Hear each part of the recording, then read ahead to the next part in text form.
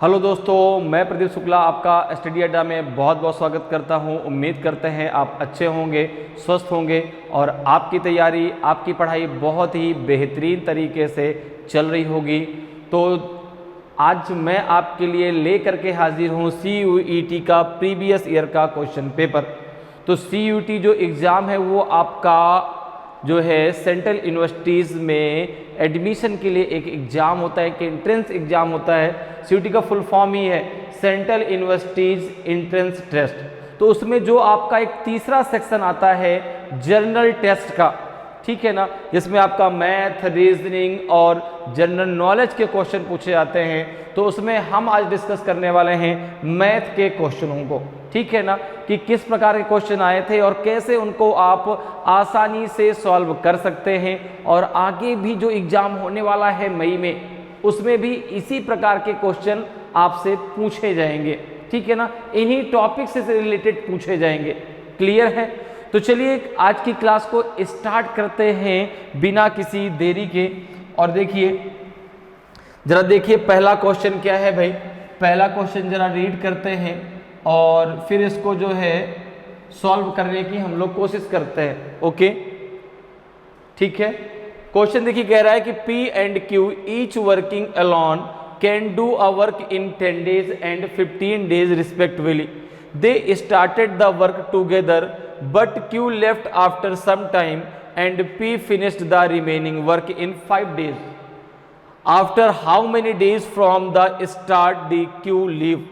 P और Q प्रत्येक अकेले कार्य करते हुए एक कार्य को क्रमशः 10 दिन और 15 दिन में पूरा कर सकते हैं। उन्होंने एक साथ कार्य शुरू किया, लेकिन Q कुछ समय बाद चला गया और P ने शेष कार्य को 5 दिनों में समाप्त कर दिया। तो प्रारंभ से कितने दिनों के बाद Q चला गया बताइए? 3 डेज, 6 डेज, 2 डेज की 4 डेज। तो ये जो क्वेश्चन आपसे पूछा गया है टाइम एंड वर्क से क्वेश्चन पूछा गया है। किससे? टाइम एंड वर्क से। तो अब देखिए, टाइम एंड वर्क की जब बात होती है तो यहां पर आपको पता है कि भाई किसी भी कार्य को करने में जो समय लगता है वो इफिशियंसी के अकॉर्डिंग लगता है, ठीक है ना। जैसे मैं हूं और मेरा मित्र कोई एक काम कर रहे हैं, तो भाई हम जो काम करेंगे उसमें जो टाइम लगेगा हमारी इफिशियंसी के अकॉर्डिंग लगेगा। अगर मेरी इफिशियंसी ज़्यादा है तो मुझे उस काम को करने में कम समय लगेगा। अगर मेरी इफिशियंसी मेरे मित्र के अकॉर्डिंग कम है तो मुझको ज़्यादा समय लगेगा। तो किसी काम को करने में जो भी समय लगता है वो क्षमता के अकॉर्डिंग लगता है, इफिशियंसी के अकॉर्डिंग लगता है। अब जैसे यहाँ पे देखो, कह रहा है कि दो मित्र हैं, एक P है और एक Q है। दो मित्र हैं, ठीक है ना, P और Q। एक मित्र है P और एक मित्र है Q, ठीक है। P अकेले कार्य को 10 दिनों में और Q जो है 15 दिनों में कर सकता है।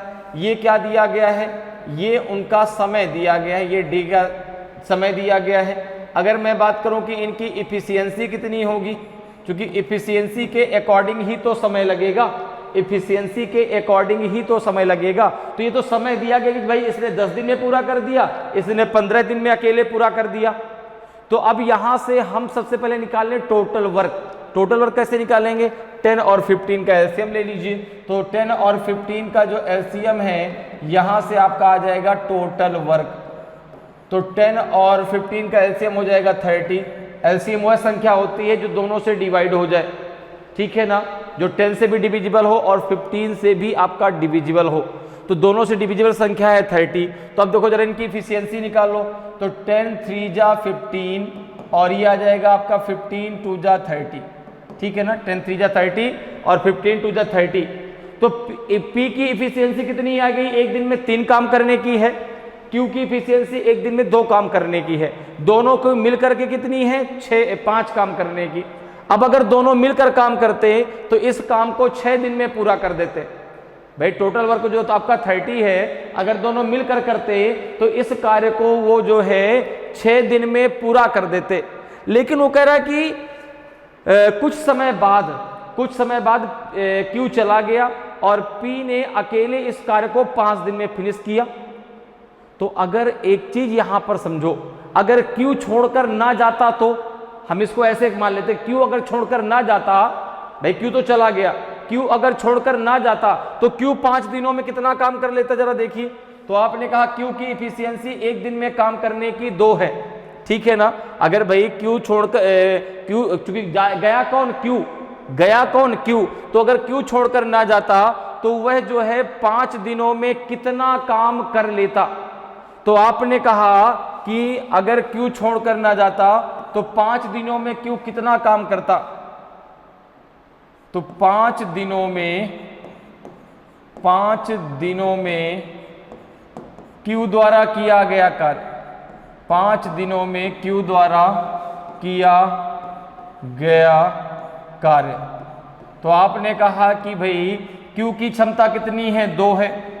अगर Q 5 दिन और काम करता तो 5 दूना 10 काम वह और कर देता, ठीक है ना। 5 दूना 10 काम वह और कर देता। तो अब देखिए अगर बात करें तो टोटल वर्क कितना हो जाएगा, अब टोटल वर्क कितना हो जाएगा। तो भाई आपने कहा 30 पहले से था, 5 दिन तक वह और काम कर, 10 काम और बढ़ जाता, टोटल हो जाता 40, टोटल हो जाता 40। अब ये दोनों मिलकर काम करते तो कितने दिन में खत्म कर देते। अगर दोनों मिलकर काम करते तो कितने दिन में खत्म कर देते। तो दोनों की जो है इफिशियंसी कितनी है, 3 + 2 = 5। दोनों की जो मिलकर इफिशियंसी है P + Q की वो है 5। दोनों अगर मिलकर इस काम को करते, दोनों अगर मिलकर के इस काम को करते तो 40/5 8 दिनों में यह काम पूरा हो जाता, ठीक है ना। दोनों अगर मिलकर काम करते तो 8 दिनों में यह काम क्या हो जाता, पूरा हो जाता। क्लियर। लेकिन कह रहा है कि 5 दिनों में P ने अकेले काम समाप्त कर दिया, जो बचा काम था। तो कितने दिन बाद P छोड़कर चला गया। तो आपने कहा कि 8 - 5 3 डेज, कितना आ जाएगा 3। तो 3 दिनों के बाद जो है Q छोड़कर चला गया। बात मेरी समझ में आई भाई। हमने इसको ऐसे मान लिया कि Q छोड़कर अगर ना जाता तो भाई Q इन 5 दिनों में कितना काम कर लेता, 10 काम और कर लेता।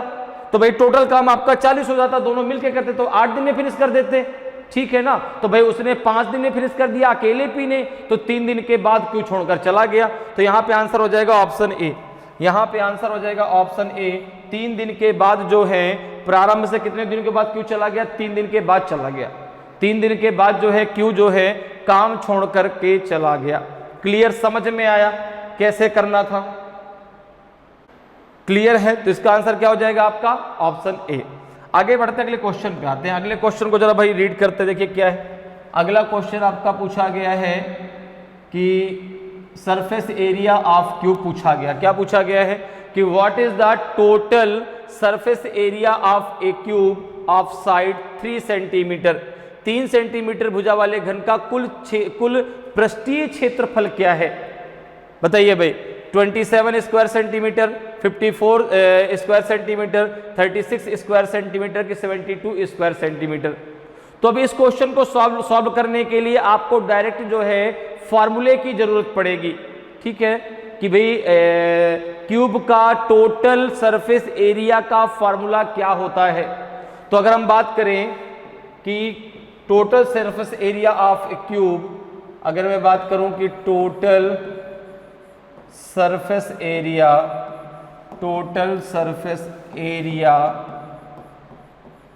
ऑफ ए क्यूब, तो इसका फॉर्मूला होता है आपका 6 इंटू साइड स्क्वायर, ठीक है। अब जैसे साइड क्या दी गई है यहाँ पे, तो साइड दी गई है आपकी 3 सेंटीमीटर, साइड आपकी दी गई है 3 सेंटीमीटर, ठीक है। साइड कितनी दी गई है, तो आपने कहा साइड दी गई है 3 सेंटीमीटर, ठीक है। यहाँ पे रख दीजिए। अब कितना आ जाएगा, total surface area equals to हो जाएगा, total surface area equals to हो जाएगा आपका 6 इंटू 3 का स्क्वायर, तो 6 इंटू 9 हो जाएगा, 9 6 जा 54 आ जाएगा, तो 54 सेंटीमीटर स्क्वायर आपका आंसर आ जाएगा, ठीक है ना। 54 सेंटीमीटर स्क्वायर आपका आंसर आ जाएगा। तो यहाँ पे ऑप्शन सी आपका सही आंसर हो जाएगा, ठीक है ना। तो surface area of A cube क्या होता है आपका, तो 6 इंटू साइड का स्क्वायर, क्या होता है 6 इंटू साइड का स्क्वायर। तो आंसर क्या आ जाएगा आपके 54 सेंटीमीटर स्क्वायर। तो ऑप्शन सी आपका सही आंसर होगा। क्लियर है। अगले क्वेश्चन पे आते हैं। अगले क्वेश्चन को जरा रीड करते हैं और देखिए भाई क्वेश्चन क्या पूछा गया है। तो सबसे पहले क्वेश्चन को रीड कर लीजिए, क्वेश्चन में है क्या, फिर क्वेश्चन को सॉल्व करने की हम लोग कोशिश करेंगे। क्वेश्चन कह रहा है कि the speed of 3 scooters are in the ratio of 2:3:4। Find the ratio between the time taken by these scooters to travel the same distance. 3 स्कूटरों की गति 2:3:4 के अनुपात में है। समान दूरी तय करने में स्कूटरों द्वारा लिया गया समय का अनुपात ज्ञात कीजिए। तो भाई देखो दूरी तय करनी है, समान दूरी तीनों को तय करनी है, स्पीड का रेशियो दिया गया है, तो टाइम का रेशियो जो आएगा, तो भाई जो इस टाइम है किसी भी दूरी को तय करने में जो टाइम लगता है वो स्पीड के अकॉर्डिंग लगता है। स्पीड ज्यादा समय कम, स्पीड कम समय ज्यादा, ठीक है ना। तो भाई स्पीड के अकॉर्डिंग ही तो टाइम लगेगा। तो यहां पर देखो अगर हम बात करें तो यहां पर स्पीड का रेशियो दिया गया है, टाइम का रेशियो आपसे पूछा गया है, और ये भी कह रहा है कि भाई सब इन तीनों को समान डिस्टेंस तय करनी है, सेम डिस्टेंस इन तीनों को तय करनी है। तो यहां पर देखो मान लो पहला स्कूटर ए है, दूसरा स्कूटर बी है और तीसरा स्कूटर सी है। तो ये स्पीड का रेशियो है, किसका रेशियो दिया गया है, स्पीड का रेशियो कितना, तो यहां दिया गया है 2:3:4। ओके, हमसे पूछा किसका रेशियो गया है, टाइम का रेशियो। तीनों को सेम डिस्टेंस तय करनी है, तो डिस्टेंस कैसे निकालेंगे, तीनों का एलसीएम निकाल लो। तीनों का जो एलसीएम होगा वो टोटल डिस्टेंस हो जाएगी। तो 2, 3, 4 का जो एलसीएम है वो कितना हो जाएगा आपका 12। तो यहाँ पे टोटल डिस्टेंस की अगर हम बात करें तो वो आ जाएगी 12, ठीक है ना। ये हो जाएगी आपकी टोटल डिस्टेंस, ये हो जाएगी आपकी टोटल डिस्टेंस हो जाएगी, क्या हो जाएगी, टोटल डिस्टेंस। क्लियर है। तो टोटल डिस्टेंस हो गई आपकी 12। 12 कैसे हम निकाला, 2, 3 और 4 का हमने एलसीएम ले लिया। तो अब जरा देखिए इसको जरा इससे भाग दीजिए, कितना आ जाएगा, 2 6 जा 12, 3 4 जा 12, 4 3 जा 12। 2 की स्पीड है 6 घंटे लगेंगे, 3 की स्पीड है 4 घंटे लगेंगे, 4 की स्पीड है 3 घंटे लगेंगे। तो भाई जो समय लगता है किसी भी ट्रेवलिंग में, किसी भी दूरी को तय करने में, वो हमेशा स्पीड के अकॉर्डिंग लगता है। अगर स्पीड ज्यादा है तो समय कम लगेगा, स्पीड कम है तो समय ज्यादा लगेगा। तो यहां पर जो रेशियो आएगा टाइम का रेशियो क्या आ जाएगा आपका, तो टाइम का रेशियो आ जाएगा आपका 6:4:3, 6:4:3, ये टाइम का रेशियो आएगा। तो ऑप्शन डी आपका सही आंसर होगा, ऑप्शन डी आपका सही आंसर हो जाएगा। क्लियर है। तो टाइम का रेशियो क्या आ जाएगा आपका 6:4:3 आएगा। अगले क्वेश्चन पे चलते हैं। अगले क्वेश्चन को ज़्यादा देखिए रीड करते हैं भाई। अगला क्वेश्चन देखिए क्या है। अगला क्वेश्चन आपका जो है बहुत ही बेहतरीन क्वेश्चन पूछा गया है। देखिए क्वेश्चन कह रहा है कि इफ 2x - 3/x = 5 तो find the value of 4x² - 9/x²। अगर 2x - 3/x = 5 हो तो 4x² - 9/x² का मान ज्ञात कीजिए। 25 होगा, 30 होगा, 35 होगा कि 49 होगा। अब इसको करने के दो तरीके हैं, इसको करने के दो तरीके हैं। पहला तरीका क्या है, पहला तरीका कह सकते हैं शॉर्टकट तरीका, ठीक है ना। शॉर्टकट तरीका क्या है कि भाई आप वैल्यू मानिए x की कुछ ऐसी, ठीक है ना, x की वैल्यू मानिए जिससे ये जो आपका इक्वेशन दिया गया है ये सेटिस्फाइड हो जाए, ये पूरा का पूरा इक्वल हो जाए। x की वैल्यू हम ऐसे रखते हैं जिससे इधर भी 5 आ जाए, इधर तो 5 है ही है। तो अगर ये सेटिस्फाइड हो जाएगा तो हमारी वहां से डायरेक्ट हम आंसर निकाल सकते हैं। जैसे देखिए यहां पर आपका जो इक्वेशन दिया गया है वो है आपका 2x - 3/x = 5। अब यहां पर मुझे x की वैल्यू ऐसी रखनी जिससे इधर भी 5 आ जाए। तो मेरा left hand side equals to right hand side हो जाएगा, मेरा जो है यहाँ पे इक्वेशन सेटिस्फाइड हो जाएगा। तो अगर देखो मैं यहाँ पे x बराबर 3 रखता हूँ, x बराबर क्या 2 रखने पे आएगा क्या? पहले 2 रख के देखो, सबसे पहले 1 रख के देखिए, तो 1 रखने पे ये 2 माइनस 3 हो जाएगा, नहीं तो 1 तो नहीं होगा। 2 जरा रख के देखो, 2 2 जा 4, अब देखो 3/2 है, 3 बाई ये हो जाएगा 2, 2 2 जा 4, 4 माइनस 3 तो 1 बचेगा, ये 10 हो जाएगा, तो 2 भी नहीं काम करेगा भाई। अगर हम यहाँ पे 2 रखते हैं तो देखो ये 2 2 जा कितना हो जाएगा 4 हो जाएगा, ये 3/2 हो जाएगा, ठीक है ना। अगर हम इसको 3/2 को अगर हम सॉल्व कर लेते तो 1.5 आएगा, तो 4 माइनस 1.5 आपका 5 आ ही नहीं पाएगा, तो इसलिए 2 भी सही नहीं होगा। जरा 3 रख के देखते हैं, जरा 3 रख के देखते हैं, x इक्वल टू 3, तो आपने कहा 3 रखने में कितना हो जाएगा, 3 2 जा 6 हो जाएगा, ये 1 हो जाएगा। देखो 2 इंटू 3 माइनस 3/3, तो ये हो जाएगा आपका 6 माइनस 1 इक्वल टू 5। तो x इक्वल टू क्या हो जाएगा आपका 3, बिल्कुल सही है, x इक्वल टू 3 आपका बिल्कुल सही है। x इक्वल टू 3 रखने पे हमारा जो इक्वेशन है वो बराबर हो गया। तो अब जरा यहाँ पर भी x इक्वल टू 3 रख दीजिए, कितना आ जाएगा? तो आपने कहा दिया गया है 4x², ये दिया गया है -9/x², तो ये हो जाएगा आपका 4x बराबर 3 रखने में कितना हो जाएगा 4 इंटू हो जाएगा 9 माइनस 9 अपॉन हो जाएगा 9, कितना हो जाएगा 36 माइनस 1, आंसर आ जाएगा 35। एक तरीका तो ये है, एक तरीका तो ये है जो शॉर्टकट तरीका है, ठीक है ना। इसे हम क्या कह सकते हैं, शॉर्टकट तरीका, बिल्कुल शॉर्टकट मेथड है, जहां पे आपने एक वैल्यू मान ली और आपका इक्वेशन सेटिस्फाइड हो गया और आपका आंसर आ गया। दूसरा तरीका क्या है, जरा उसको भी समझ लीजिए। दूसरा तरीका क्या है? दूसरा तरीका जो है पूरा का पूरा इसको सॉल्व करने का, ठीक है ना। जो डिटेल सोल्यूशन है वो क्या है आपका, देखिए तो 2x minus 3/x equal to 5 दिया गया है, ठीक है ना। तो हम कहने क्या किया कि 2x माइनस 3/x और इसका हमने कर दिया दोनों तरफ का whole of square equal to हो जाएगा आपका 5 का होल ऑफ स्क्वायर, ठीक है। ये कितना हो जाएगा, ये हो जाएगा आपका 4x² प्लस 9/x² माइनस कितना हो जाएगा, ये हो जाएगा आपका 2 इंटू a इंटू b होता है, तो x से x कट जाएगा, 3 दूना 6 दूना 12 हो जाएगा, ये 5 50 हो जाएगा 25।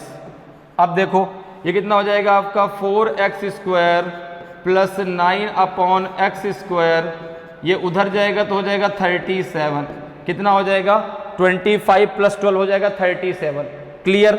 अब देखो अगर इसको जो है मैं a प्लस बी का होल ऑफ स्क्वायर बनाता हूँ, देखो ये 2x प्लस 3/x का होल ऑफ स्क्वायर, तो यहाँ पे मुझे माइनस क्या करना पड़ेगा, माइनस करना पड़ेगा 2 इंटू ए बी करना पड़ेगा भाई। x plus a plus b का होल ऑफ स्क्वायर क्या होगा, a² plus b² plus 2ab। तो अगर उसमें मैं माइनस का 2ab कर दूं तो मुझे यही जाएगा ना जो ऊपर इक्वेशन लिखा हुआ है। अगर मैं उसमें माइनस का 2ab अपनी तरफ से कर दूं तो मुझे यही इक्वेशन मिल जाएगा जो यहाँ पे लिखा हुआ है। तो मैंने यहाँ पे कर दिया माइनस का 2ab, अब माइनस का 2ab मतलब हो गया देखो 2 इंटू ए कितना है आपका 2x, b कितना है 3/x, ये इक्वल्स टू हो जाएगा 37 के। तो यहाँ पे कितना हो जाएगा, यहाँ पे जो है ये हो जाएगा आपका 2x प्लस 3/x का होल ऑफ स्क्वायर माइनस हो जाएगा कितना आपका, ये हो जाएगा 12 इक्वल्स टू हो जाएगा 37 के। अब जरा देखो यहाँ पे जरा इसको सॉल्व कर लो, तो कितना हो जाएगा, ये हो जाएगा आपका 2x प्लस कितना हो जाएगा ये 3/x इक्वल्स टू हो जाएगा आपका रूट में 49, कितना हो जाएगा रूट में 49। देखो इसका जब स्क्वायर हटेगा ये जब उधर जाएगा तो कितना हो जाएगा 37 प्लस 12 हो जाएगा 49, तो 49 रूट में चला जाएगा, तो ये हो जाएगा आपका 2x plus 3/x equal to 49, तो ये आ जाएगा आपका 2x plus 3/x equal to आ जाएगा 7, ठीक है। अब देखो एक आपको दिया गया है 2x minus 3x equal to 5 और एक निकल के आया आपका 2x plus 3x equal to 7। इन दोनों का जरा मल्टीप्लाई कर लो, ठीक है ना।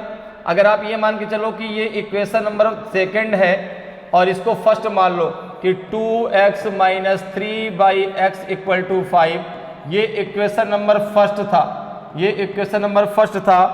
तो multiplied by first and second, दोनों को जरा मल्टीप्लाई कर लो, कितना हो जाएगा?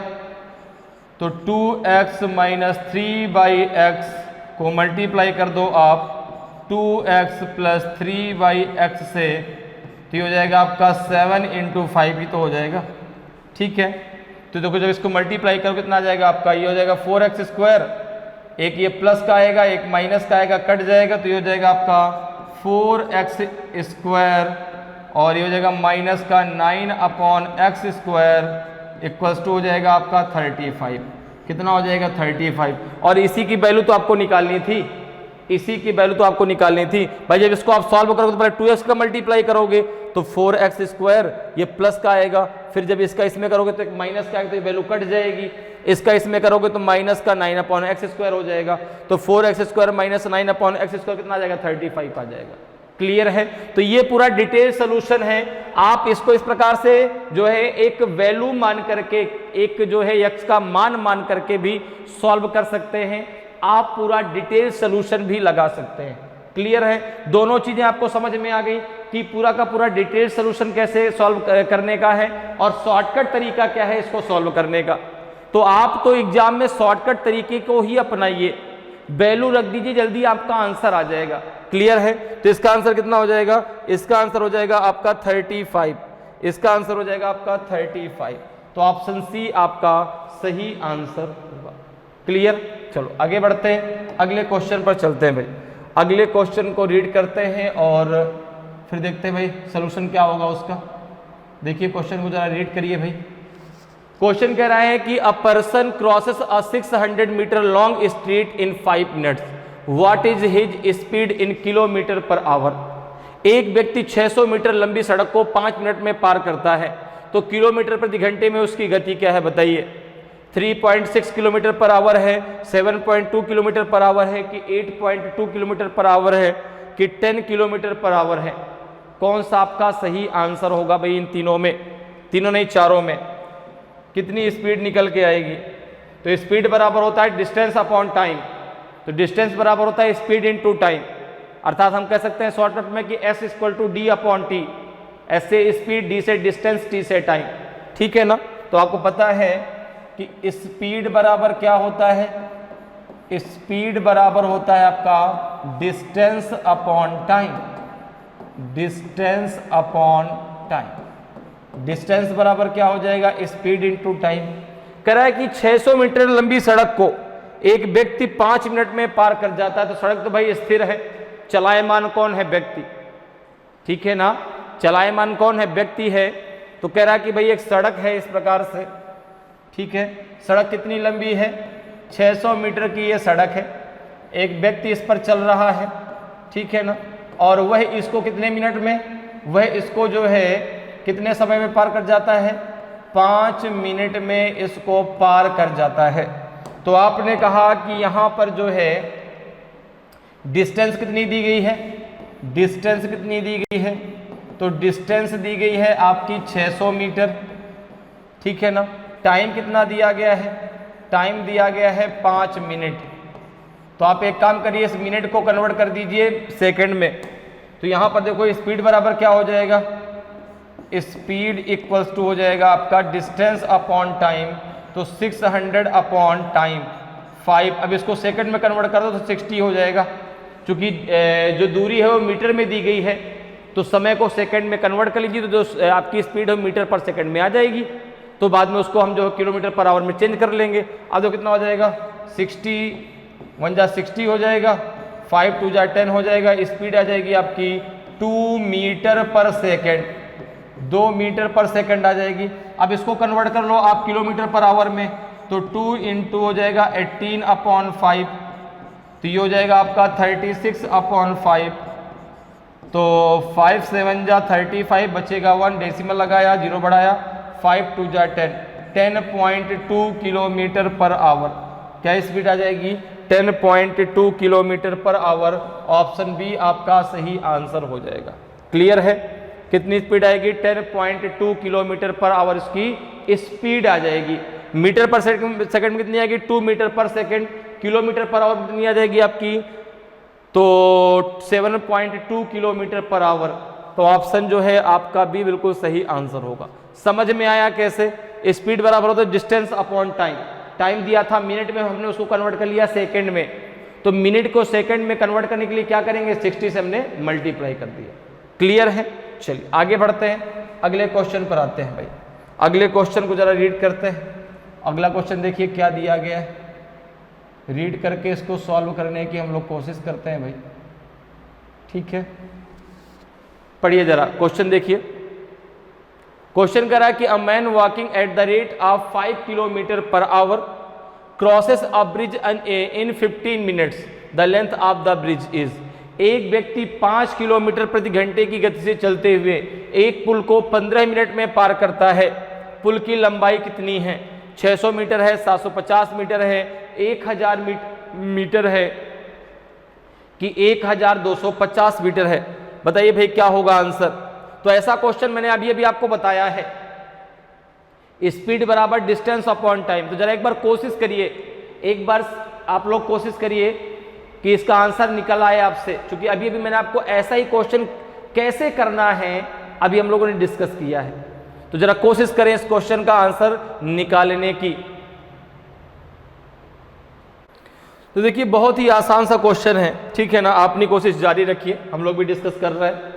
तो यहाँ पर देखिए क्या है कि अगर इस क्वेश्चन को देखें तो बहुत ही आसान क्वेश्चन है। तो यहाँ पर देखो आपको ना शुरू बताया देखिए अभी अभी कि स्पीड बराबर क्या होता है। आपने कहा स्पीड बराबर होता है डिस्टेंस अपॉन टाइम। स्पीड बराबर क्या होता है? Distance upon time. ये क्वेश्चन मुश्किल से जो है आपका 5 सेकेंड का है। तो डिस्टेंस बराबर क्या हो जाएगा? डिस्टेंस बराबर हो जाएगा आपका speed into time. Speed into time.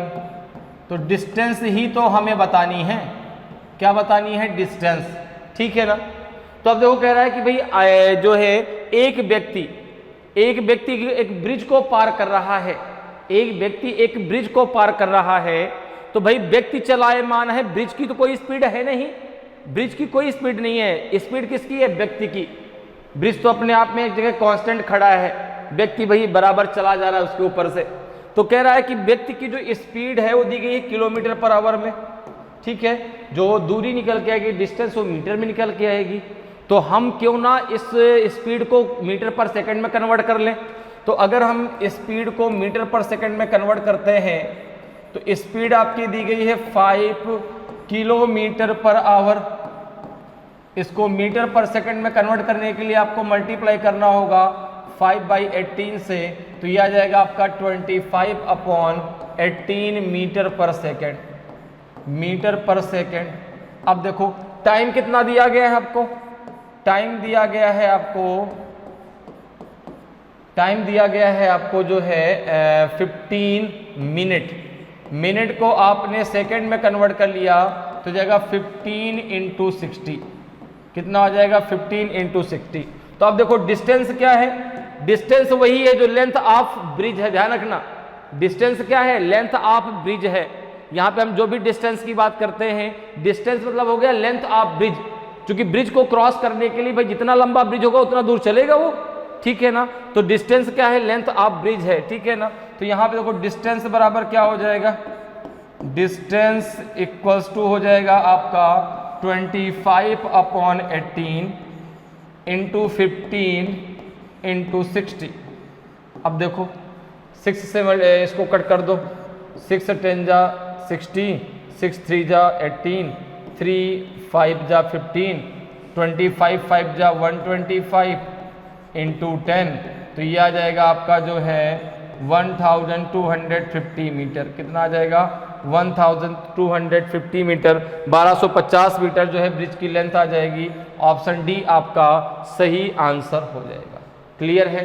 तो ब्रिज की लेंथ कितनी निकल के आएगी? 1250 मीटर, 1250 मीटर। क्लियर, समझ में आ रहा है? डिस्टेंस बराबर होता है स्पीड इनटू टाइम। स्पीड भी हमें पता थी, टाइम भी हमें पता है। टाइम मिनट में दिया गया था, हमने सेकंड में कन्वर्ट कर लिया। क्यों सेकंड में कन्वर्ट किया? क्योंकि हमने स्पीड को मीटर पर सेकंड में कन्वर्ट कर लिया है, ठीक है ना। तो यहाँ पे आपका आंसर आ जाएगा जो है 1250 मीटर। क्लियर? आगे बढ़ते हैं, अगले क्वेश्चन पे आते हैं। अगले क्वेश्चन का आंसर जरा देखिए भाई, करते हैं हम लोग।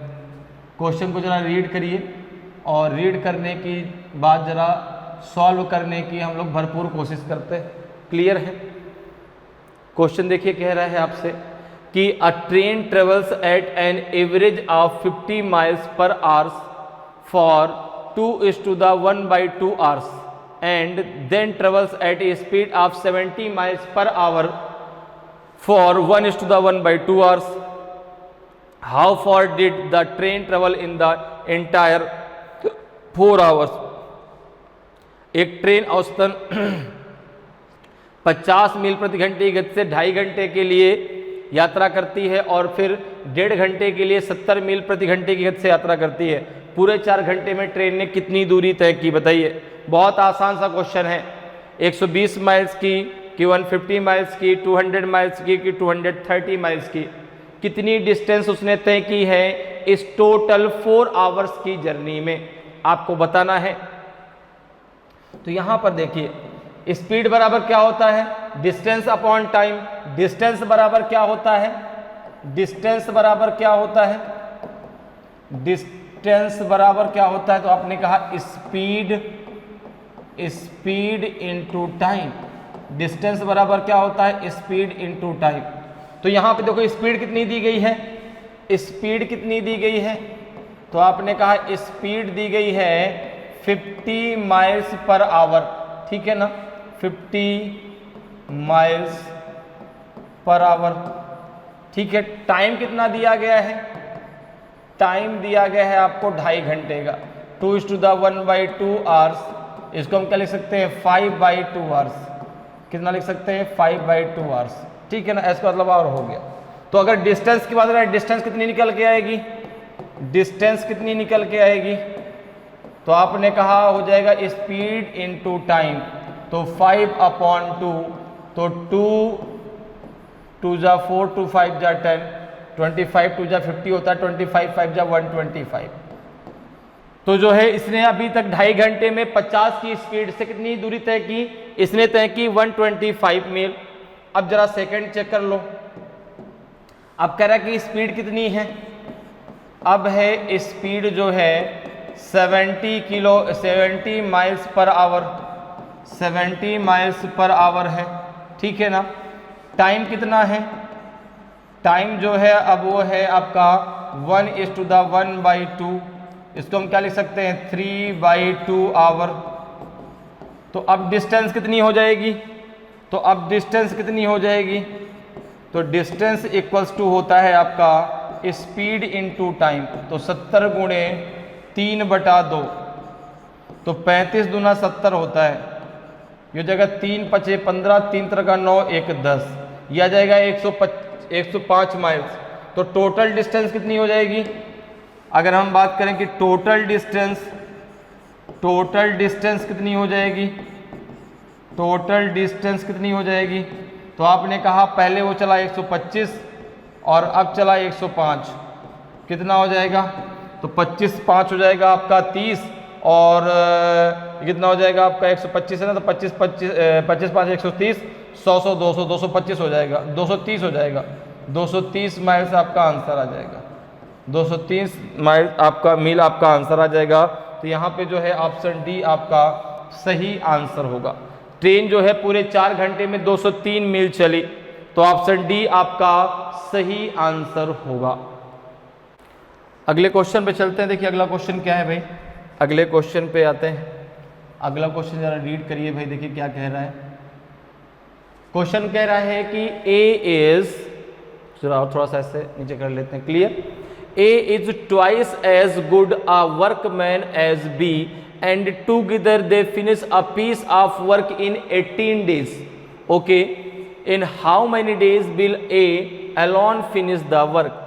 ए बी से दुगना अच्छा काम करने वाला है और दोनों मिलकर किसी काम को 18 दिनों में पूरा कर सकते हैं। ए अकेला उस कार्य को कितने दिनों में समाप्त करेगा? बताइए भाई, 36 डेज में, 42 डेज में, 27 डेज में कि 48 डेज में? तो अब ये जो क्वेश्चन है वो आपसे टाइम एंड वर्क से ही पूछा गया है। तो अब यहां पर देखो, अगर हम बात करें तो दो व्यक्ति हैं, एक ए है और दूसरा व्यक्ति आपका बी है, ठीक है ना।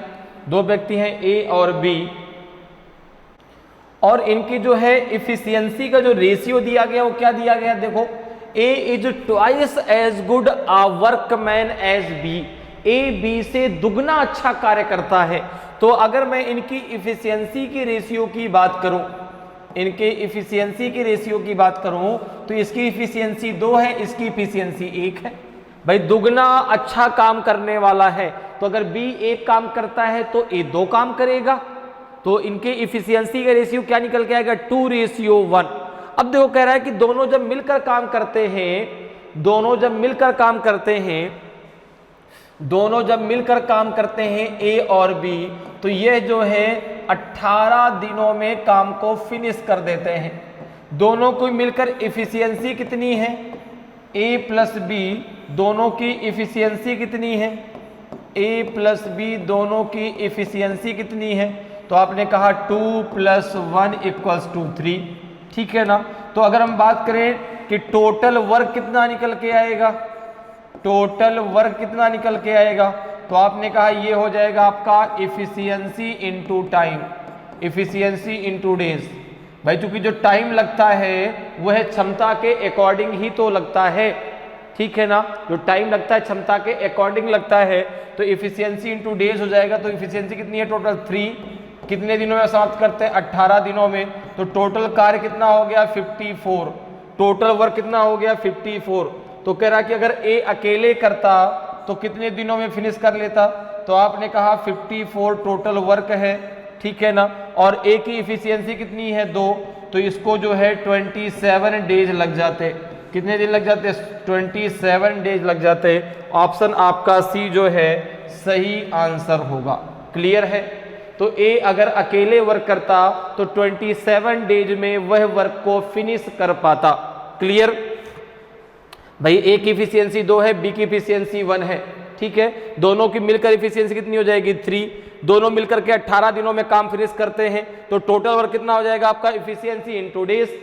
तो total efficiency into total days कितना हो जाएगा आपका? 3 × 18। तो टोटल वर्क था आपका जो है, टोटल वर्क था जो कितना आपका 54। अब 54 वर्क अगर ए अकेले करता तो ए की इफिशियंसी 2 वर्क करने की है एक दिन में, तो उसको 27 दिन लग जाते। अगर बी करता तो उसको 54 डेज लग जाते, क्योंकि बी की इफिशियंसी 1 है आपकी एक दिन में काम करने की। तो बी को पूरा 54 डेज लगते, लेकिन ए को 27 डेज लगेंगे, क्योंकि ए की इफिशियंसी एक दिन में 2 कार्य करने की है। तो ऑप्शन सी आपका सही आंसर होगा। क्लियर? नेक्स्ट क्वेश्चन पे चलते हैं। नेक्स्ट क्वेश्चन जरा पढ़िए भाई, क्या कह रहा है। नेक्स्ट क्वेश्चन जरा पढ़ते हैं भाई। देखिए नेक्स्ट क्वेश्चन आपका दिया गया है कि A does a work in 10 days and B does the same work in 15 days. In how many days they together will do the same work? A किसी काम को 10 दिनों में करता है और B उसी काम को 15 दिनों में करता है। वे मिलकर उसी कार्य को कितने दिनों में करेंगे? 5 days, 6 days, 8 days and 9 days। तो आपने कहा ये भी बहुत सिंपल सा क्वेश्चन है। देखिए यहाँ पे दिया गया है A एंड B, 2 लोग हैं, ठीक है ना।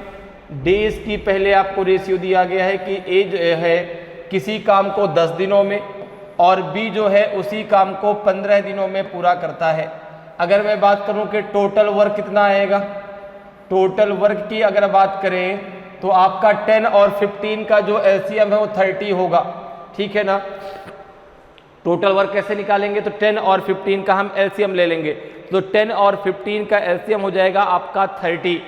तो टोटल वर्क कितना हो जाएगा? 30। तो अब जरा इनकी इफिशियंसी का रेशियो निकाल लो, इनकी क्षमता का रेशियो निकाल लो। तो आपने कहा 10 3 जा हो जाएगा 30, 15 2 जा हो जाएगा 30।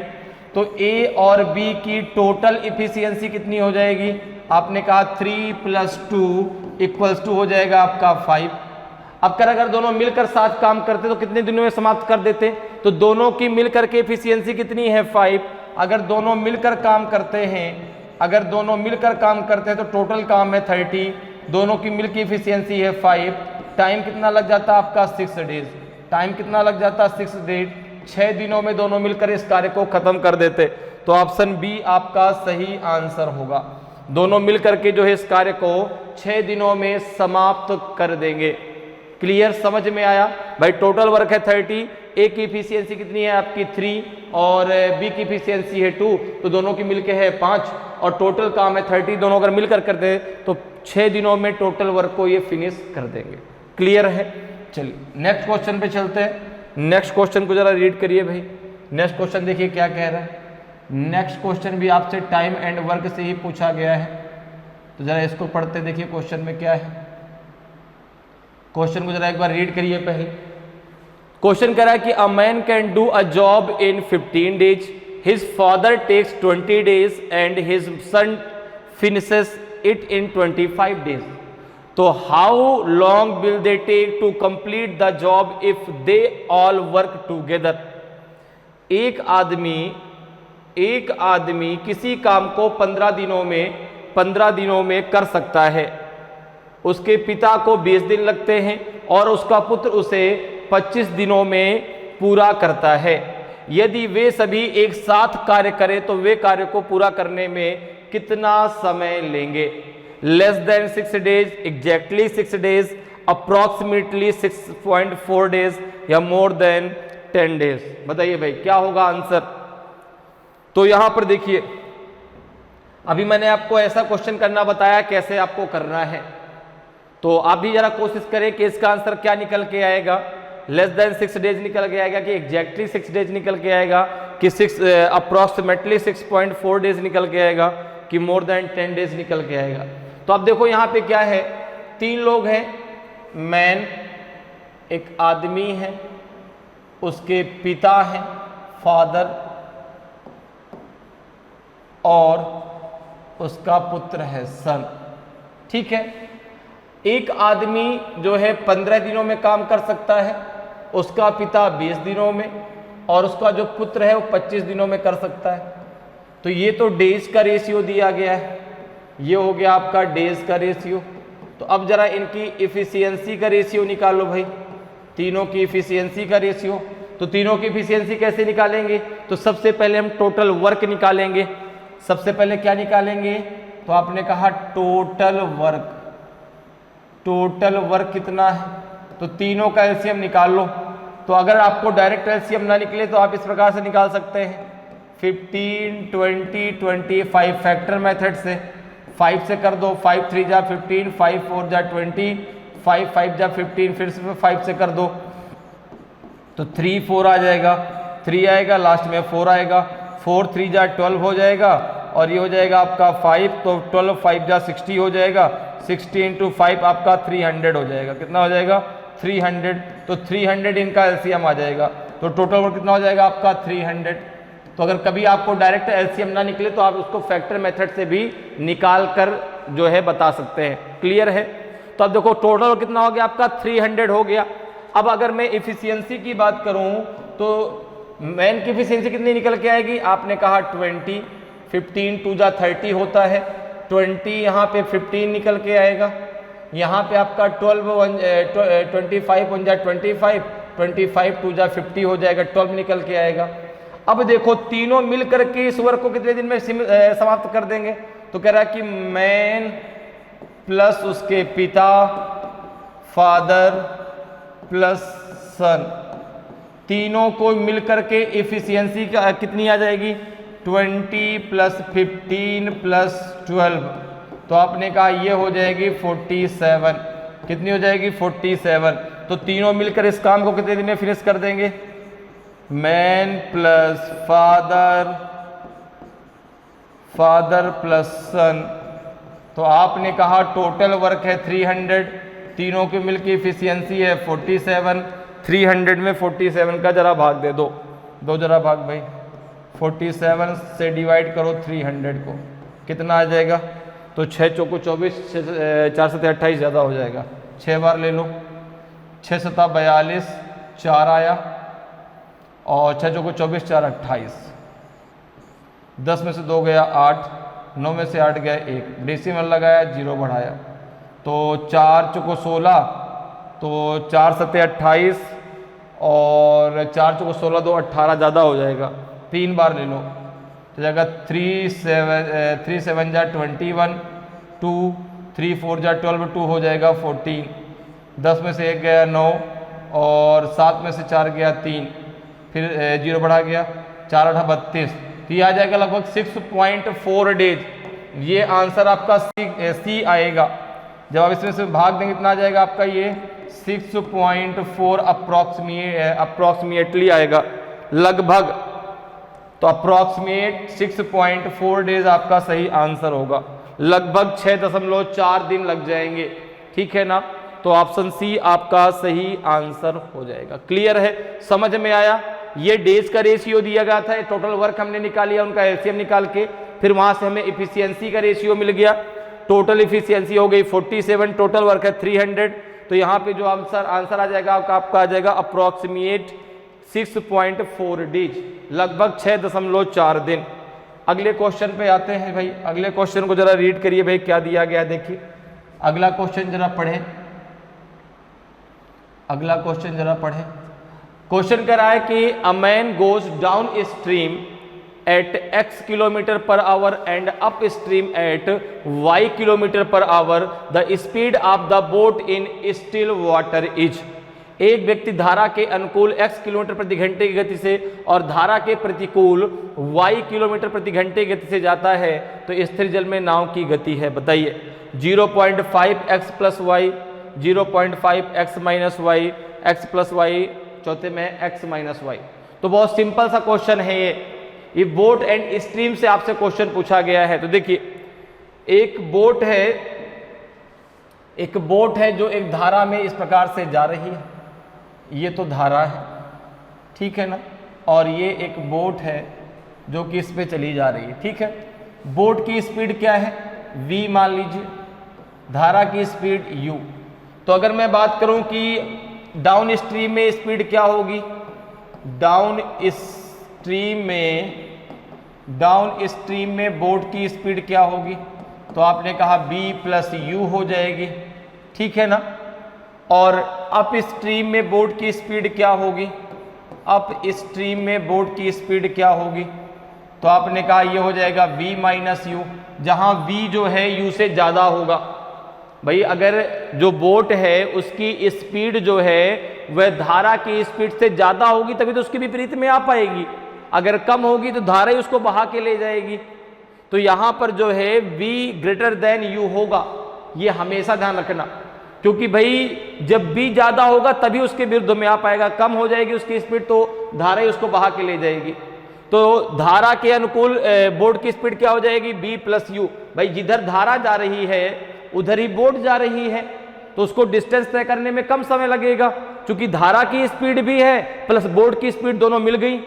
जब विरुद्ध आएगी तो भाई जो बोट की स्पीड है वो धारा की स्पीड से ज़्यादा होगी और उसको जो है समय ज़्यादा लगेगा, क्योंकि उसको जो है भाई उसकी स्पीड तो ज़्यादा है लेकिन फिर भी उसकी स्पीड के विरुद्ध उसको आना है। तो अब यहाँ पर देखो, अप स्ट्रीम में स्पीड क्या हो जाएगी, b minus you, down stream में b प्लस यू। अब देखिए यहाँ पर दिया गया है आपको, यहाँ पर आपने मान लिया a equals to b plus u और b इक्वल्स टू आपने मान लिया b माइनस यू।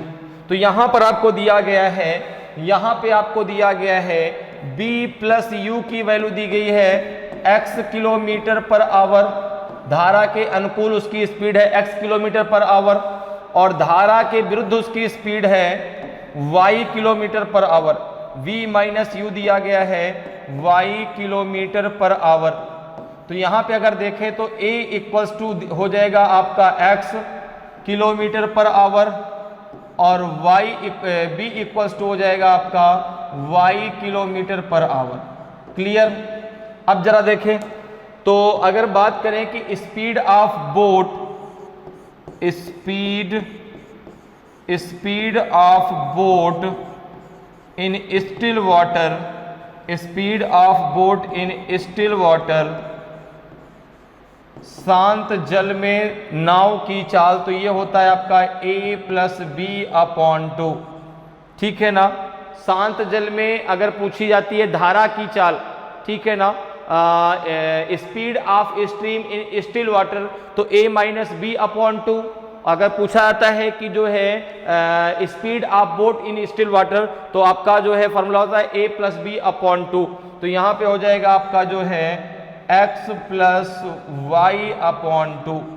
अब देखो यहाँ पे आप इसको लिख सकते हैं 1/2 इंटू एक्स प्लस वाई, 1/2 को आप लिख सकते हैं 0.5 x प्लस वाई, ठीक है ना। बहुत लोग कंफ्यूज रहते हैं सर जी, यहाँ तो 1/2 निकल के आए, वहाँ तो सर 0.5 लिखा हुआ है। भाई यहाँ तो 1/2 निकल के आता है, यहाँ पे 0.5, तो 1/2 का मतलब ही 0.5 होता है। वो तो केवल आपको घुमाने के लिए कि आप कंफ्यूज हो जाए। बहुत लोग तो आंसर को लगाएंगे ही नहीं, सर यहाँ तो ऑप्शन में ही नहीं था। तो केवल आपको घुमाने के लिए, आपको कंफ्यूज करने के लिए ऐसे ऑप्शन दिए जाते हैं। तो यहाँ पे आंसर क्या हो जाएगा, ऑप्शन ए आपका सही आंसर होगा, 0.5 into x plus y. Option A आपका सही आंसर होगा। क्लियर। नेक्स्ट क्वेश्चन पे आते हैं भाई। नेक्स्ट क्वेश्चन का आंसर जरा बताएं। नेक्स्ट क्वेश्चन का आंसर बताइए भाई क्या होगा। नेक्स्ट क्वेश्चन देखिए आपका दिया गया है, कुछ ऐसा है। इसको जरा रीड करें एक बार, फिर क्वेश्चन का आंसर देने की कोशिश करें। देखिए क्वेश्चन है आपका कि by walking at 3/4 of his usual speed a man reach office 20 minutes later than usual, his usual time is. एक आदमी अपनी सामान्य गति की 3/4 गति से चलकर कार्यालय 20 मिनट देरी से पहुंचता है, उसका सामान्य समय है। बताइए भाई 65 मिनट है, 60 मिनट है, 70 मिनट है कि नॉन ऑफ दीज है, इनमें से कोई नहीं। उसका जो है सामान्य समय आपको निकालना है। तो एक बार आप भी कोशिश करिए, एक क्या आंसर निकल के आएगा। अगर किसी से बन जाता है तो बहुत अच्छी बात है, नहीं बनेगा तो फिर हम लोग डिस्कस कर ही रहे हैं। लेकिन एक बार आप कोशिश जरूर करिए। देखिए क्वेश्चन बने ना बने, लेकिन एक बार आपको कोशिश करना है, ठीक है ना। क्योंकि आपको भी मैथ तो आप पढ़ के आ ही रहे हैं ना, ठीक है ना। तो थोड़ा ये तो जर्नल मैथ है, जर्नल मैथ ही उसमें पूछी जाएगी, ठीक है। जो अरिथमेटिक्स में आती है जर्नल मैथ, वही आपसे वहां पर पूछे जाना है, ठीक है ना। कुछ आपके जो है आपका कह सकते हैं कि थोड़ा बहुत एडवांस मैथ से 1-2 क्वेश्चन आएंगे, ठीक है ना। लेकिन जो आपके बाकी क्वेश्चन है, ज्यादातर क्वेश्चन वो आपके अरिथमेटिक्स से ही आपके पूछे जाने हैं। तो बताइए भाई जरा कोशिश करें इस क्वेश्चन को एक बार लगाने की। तो देखिए इस क्वेश्चन को कैसे आप सॉल्व करेंगे, ठीक है। तो यहां पर देखो हमें बताना है कि भाई उसका सही समय क्या था, उसका सामान्य समय क्या है, ठीक है ना। हमने मान लिया कि let the usual time is, let the usual time is x minute, ठीक है ना, x मिनट मान लिया। अब देखो अगर हमने यहाँ पे मान लिया उसका यूजुअल टाइम x मिनट है, ठीक है, इसे मान लो x मिनट, ठीक है। और हमने स्पीड मान ली उसकी, कुछ मान लो स्पीड में हमने मान ली कि जो है देन स्पीड उसकी जो है हमने मान लिया कि उसको यूजुअल टाइम x मिनट लग रहा है, देन स्पीड हमने उसकी मान ली 1 किलोमीटर पर आवर, ठीक है। अब देखो क्या कह रहा है। अच्छा आपको फार्मूला पता है डिस्टेंस बराबर क्या होता है, आपको फार्मूला पता ही है, डिस्टेंस इक्वल्स टू क्या होता है। तो आपने कहा speed into time, speed into time, ठीक है। तो एक आदमी अपनी सामान्य गति की 3/4 गति से चलकर कार्यालय 20 मिनट देरी से पहुंचता है।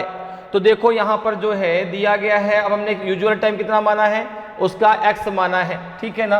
तो जब यहां पे क्या हो जाएगा आपका x, स्पीड आपने कितनी मानी है 1, तो इनटू हो जाएगा 1 इक्वल्स टू कितना हो जाएगा 3/4, ये उसकी क्या है स्पीड है, ठीक है ना। और टाइम कितना लग रहा है उसको, इनटू यही हो जाएगा आपका x प्लस 20, 20 मिनट वह लेट हो जा रहा है। तो जो x उसका यूजुअल टाइम था उससे वह 20 मिनट क्या हो गया, लेट हो गया, ठीक है ना। तो ये टाइम है, ये स्पीड है। अब देखो कितना हो जाएगा, ये हो जाएगा 4, भाई इधर ये मल्टीप्लाई कर लोगे तो चाहे इस प्रकार से लिख लो इसको, x इक्वल्स टू हो जाएगा आपका 3/4 इंटू एक्स प्लस 20।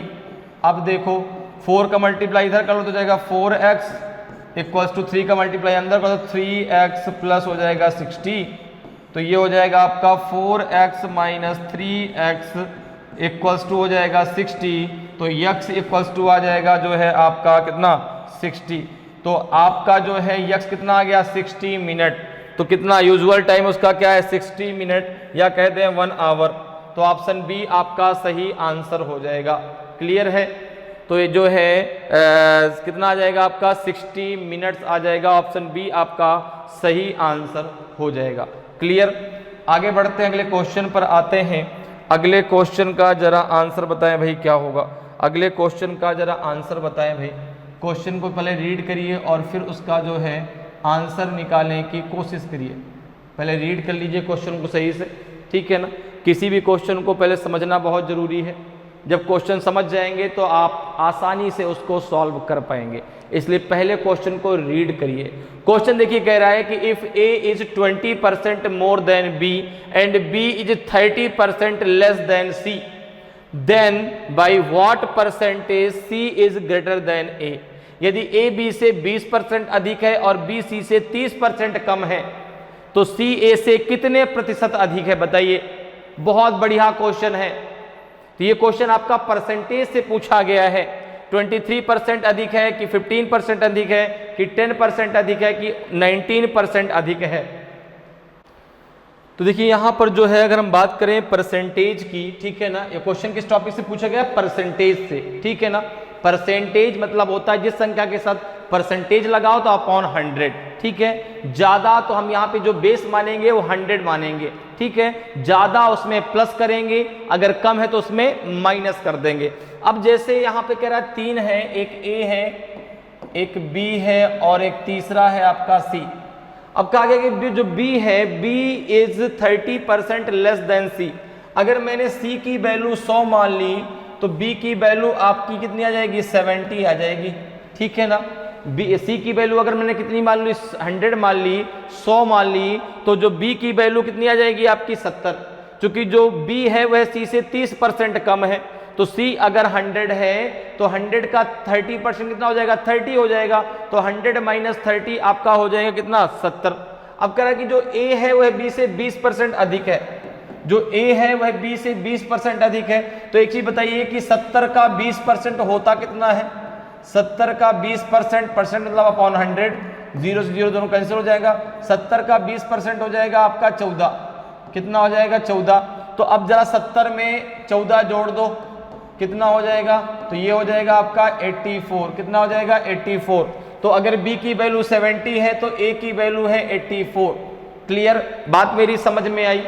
हमने यहां पर मान लिया कि c की वैल्यू है 100 तो b उससे 30% कम है तो b की वैल्यू आ जाएगी कितनी 70, और a उससे 20% ज्यादा है तो b की वैल्यू a की वैल्यू कितनी आ जाएगी 70 का 20% निकालो 14 आ जाएगा। 14 70 में ऐड कर दो आ जाएगा आपका 84। अब देखो क्या कह रहा है कि c then by what percent c is greater than a। तो अगर हम बात करें तो यहां पर जो है तो c जो है कितना ज्यादा है किससे a से। तो अगर यहां पर देखें परसेंटेज की बात करें सबसे पहले तो ये हो जाएगा आपका c माइनस ए अपॉन ए। क्योंकि a से ही तो ज्यादा है तो आपने कहा कि भाई c की वैल्यू कितनी है, तो ये हो जाएगा आपका 100 माइनस 84 अपॉन है आपका जो है 84।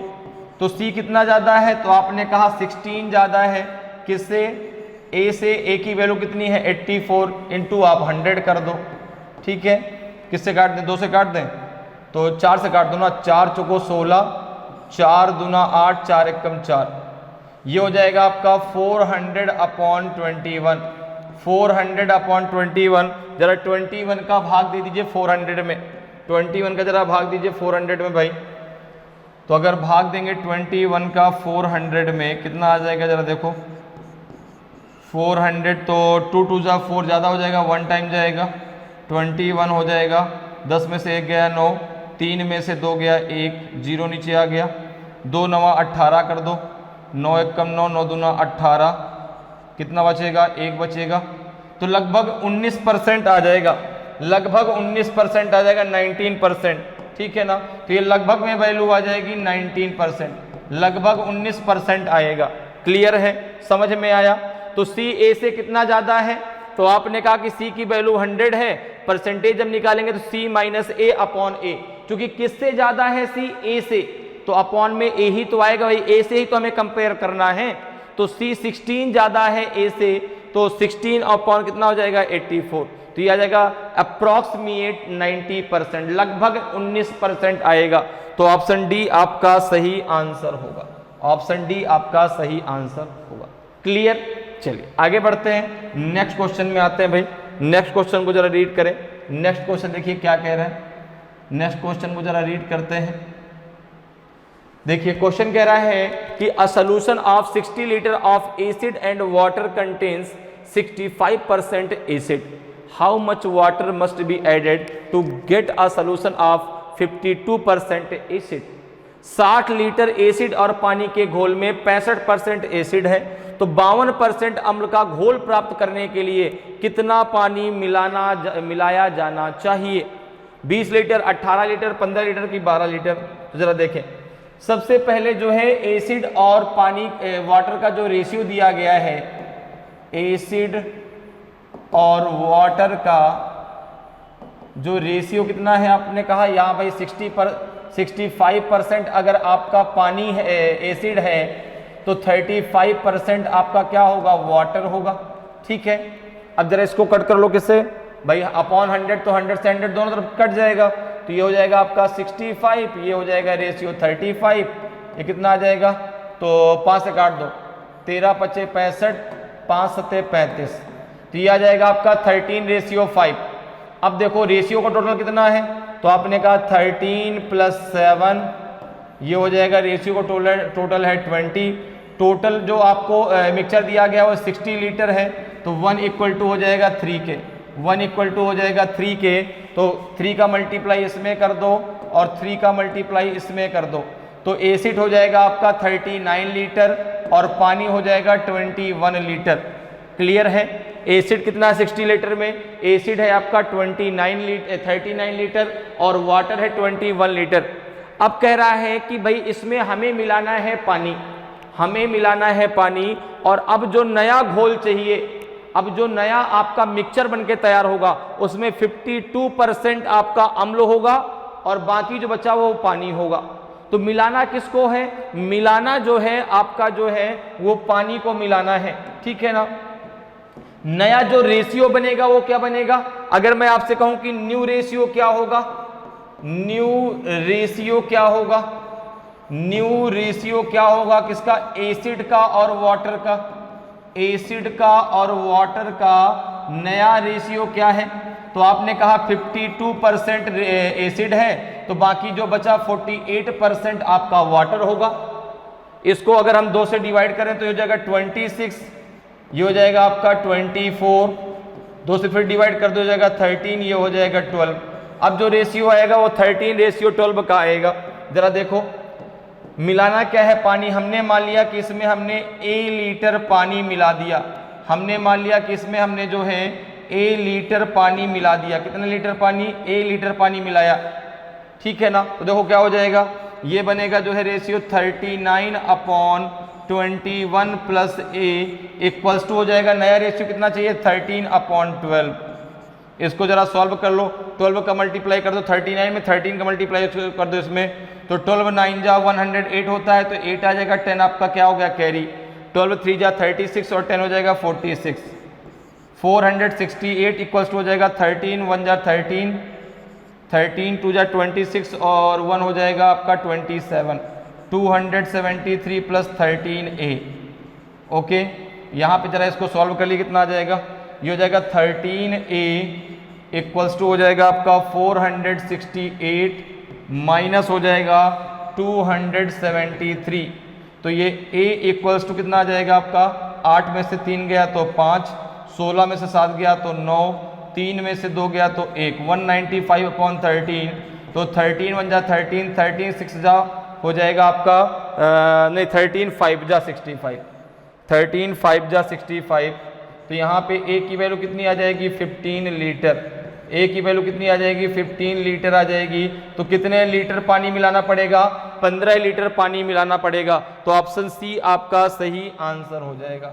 ऑप्शन सी कितना पानी मिलाना चाहिए, तो 15 लीटर पानी और मिला दिया जाएगा, जिससे जो है जो आपका नया मिक्सचर है उसमें 52% एसिड हो जाएगा और बाकी 48% आपका वाटर हो जाएगा।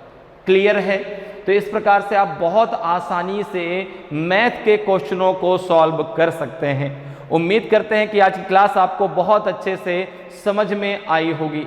अगर आज की क्लास आपको अच्छी लगी हो, आज का वीडियो आपको अच्छा लगा हो और अभी तक आपने वीडियो को लाइक नहीं किया तो वीडियो को लाइक जरूर करें। अगर आप नए हैं और अभी तक आपने चैनल को सब्सक्राइब नहीं किया तो चैनल को सब्सक्राइब जरूर कर लें, ताकि आपको क्लास की जानकारी समय समय पर मिलती रहे और आपकी तैयारी बेहतरीन तरीके से चलती रहे। तो आज के लिए इतना ही, फिर मिलेंगे। जय हिंद, जय भारत।